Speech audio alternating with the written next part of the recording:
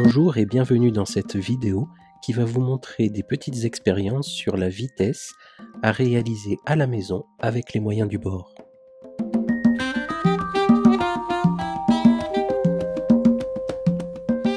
Pour cette deuxième version de l'expérience, vous aurez besoin de deux aimants. Ici j'ai pris des aimants néodymes assez puissants. Ces aimants sont là pour remplacer les lampes. Vous aurez besoin d'un smartphone avec l'application Fifox, d'un élastique pour fixer ce smartphone et d'une voiture à friction. Encore une fois, cela peut être n'importe quoi d'autre qui roule ou qui glisse et sur lequel on peut fixer le smartphone. C'est parti! Tout d'abord, il faut télécharger l'application Fifox disponible dans l'Apple Store sur iOS et dans le Google Play Store sur Android. Une fois téléchargée et installée, lancez-la. Cette application permet d'accéder à tous les capteurs du smartphone et d'utiliser les données. Plusieurs expériences sont déjà préparées, mais nous allons simplement utiliser le magnétomètre. Dans Capteurs, touchez Magnétomètre. Ensuite, touchez l'onglet Normes pour afficher un graphique vierge. Appuyez sur la petite flèche en haut et à droite pour lancer l'enregistrement du champ magnétique. Le graphique se construit alors au fur et à mesure. La valeur du champ magnétique que nous mesurons là est celle du champ magnétique terrestre qui correspond à une quarantaine de microtesla. Le magnétomètre se trouve souvent en haut du smartphone, sur l'un des côtés. Vous pouvez le trouver, par exemple, en approchant doucement un aimant de votre téléphone. Attention, il ne faut pas approcher trop l'aimant de votre téléphone ou vous risqueriez de l'endommager. Ne dépassez pas 3000 microtesla, c'est-à-dire 3 millitesla. Quand nous passons un aimant près de ce capteur, nous voyons les valeurs du champ magnétique augmenter. Plus l'aimant est intense, plus la valeur du champ magnétique sera grande.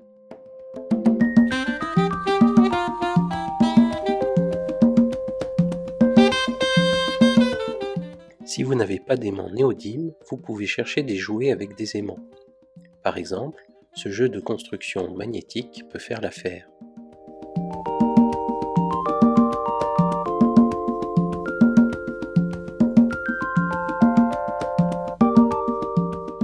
Ou encore cette version pour enfants.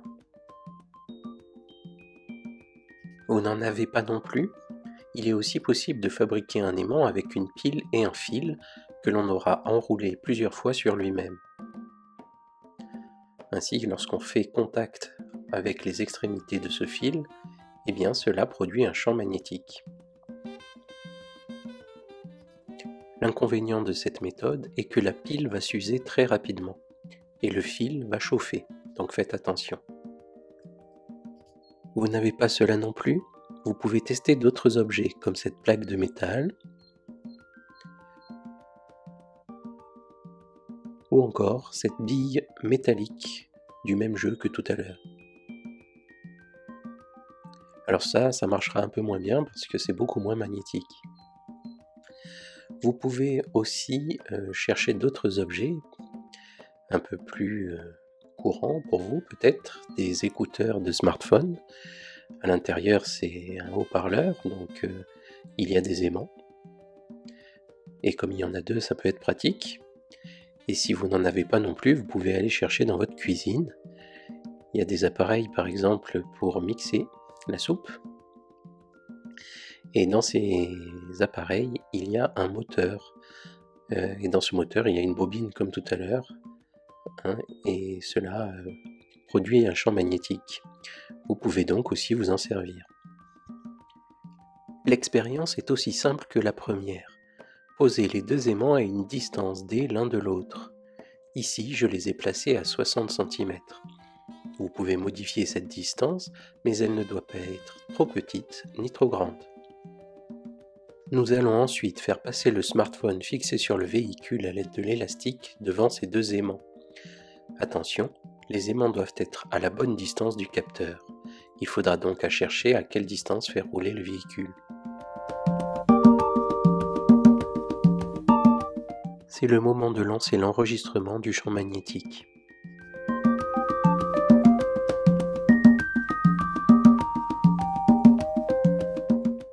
faut maintenant lancer le véhicule en prenant soin de le faire rouler en ligne droite, à la bonne distance. Le véhicule doit dépasser les 2 aimants.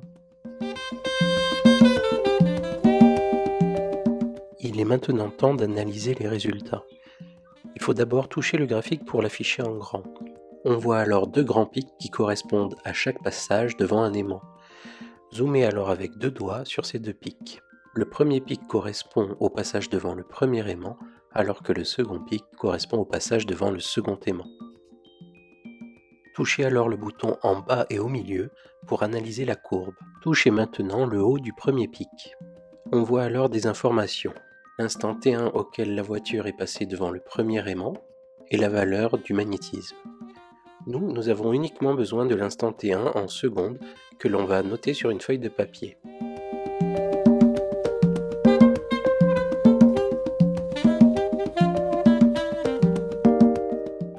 Touchons maintenant le haut du deuxième pic et notons T2 l'instant où le véhicule est passé devant le deuxième aimant sur notre feuille. On calcule maintenant le temps qu'a mis la voiture pour aller du premier aimant au deuxième aimant. Pour cela, on fait une soustraction entre T2 et T1. Ce temps vaut donc 11,38 secondes moins 10,67 secondes, qui est égal à 0,71 secondes. Il ne nous manque plus maintenant qu'à calculer la vitesse, qui se calcule en faisant la distance divisée par le temps. Rappelons-nous que la distance était de 60 cm entre les 2 aimants. Du coup, la vitesse est égale à 60 cm divisé par les 0,71 secondes qu'a mis le véhicule pour parcourir la distance entre ces 2 aimants. Si nous faisons ce calcul à la calculatrice, nous trouvons alors 84,5 cm par seconde.